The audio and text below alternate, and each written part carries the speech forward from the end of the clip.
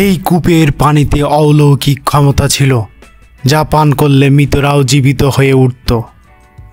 রাজা পরশুরাম যখন শাহ সুলতান বলখি মহিষাওরের সাথে যুদ্ধে লিপ্ত হয়েছিলেন, তখন তিনি এই কূপের পানির সাহায্যে মৃত সৈনিকদের জীবিত করতেন। জিয়ত কুণ্ড বা জীবন্ত কূপ বগুড়ার মহস্থানগড়ে অবস্থিত একটি কূপ, যা বাংলাদেশের অন্যতম প্রত্নতাত্ত্বিক নিদর্শন।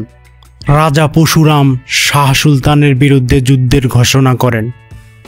যুদ্ধের প্রথমেই শাহ সুলতান পরাজিত হয়, কারণ যুদ্ধ চলাকালীন শত্রুকে আক্রমণের সময় শাহ সুলতানের যোদ্ধাদের সংখ্যা কমলেও পরশুরামের যোদ্ধাদের সংখ্যা কমেনি।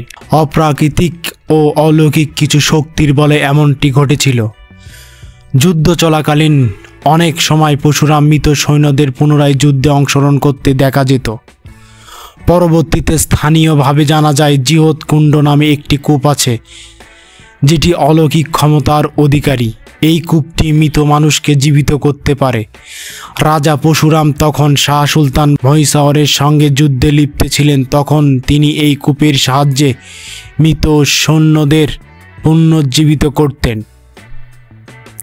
পরবর্তীতে কূপটির অলৌকিক ক্ষমতার পতন ঘটে। শাহ সুলতান পরশুরামের কূপটি সম্পর্কে জানতে পারেন। পরবর্তীতে কূপটির অলৌকিক ক্ষমতা বিনাশের জন্য তিনি একটি চিলের সাহায্যে কূপের মধ্যে এক টুকরো গরুর মাংস ফেলে দেন। তারপর থেকেই কূপের জলের অলৌকিক ক্ষমতার শক্তি অদৃশ্য হয়ে যায়। এই কারণে পরশুরাম শাহ সুলতান মহিষাওরের কাছে পরাজিত হন। Hello viewers, welcome to my YouTube channel.